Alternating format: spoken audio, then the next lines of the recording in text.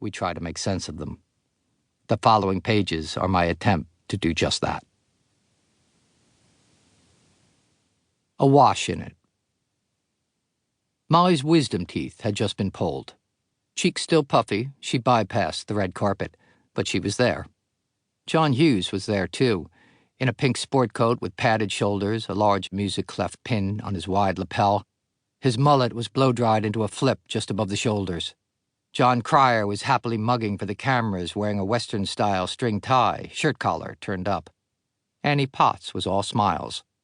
And there were others, celebrities not associated with the movie, eager to be seen at the showbiz event du jour. Cher, Michael J. Fox, a bare-chested George Michael. Pretty in Pink was my fourth movie and my first Hollywood premiere. I'd just been flown in from New York. I was filled with the to-be-expected feelings of excitement, as well as a less easily understood sense of dread. It seems probable that one of the studio publicists working the event made sure that someone snapped my photo as I slid along the edge of the red carpet, my eyes on the ground.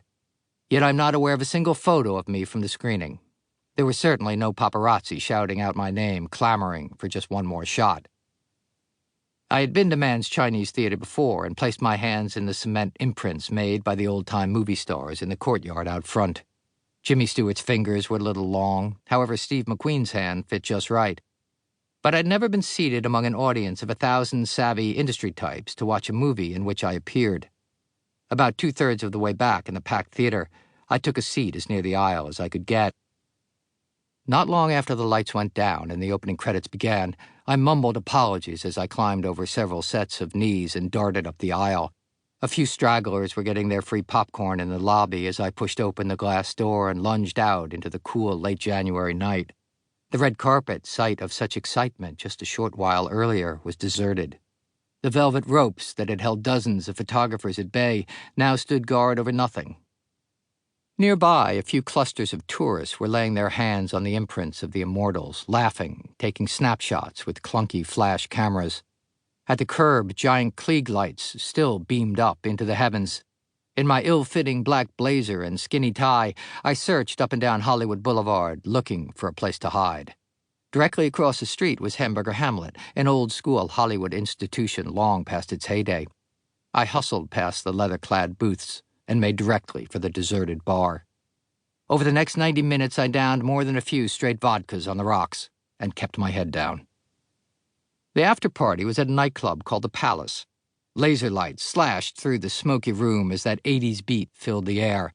The club was full. People clustered by the bars, danced. Everyone shouted to be heard. I wafted through the party on a cloud of alcohol and cigarettes.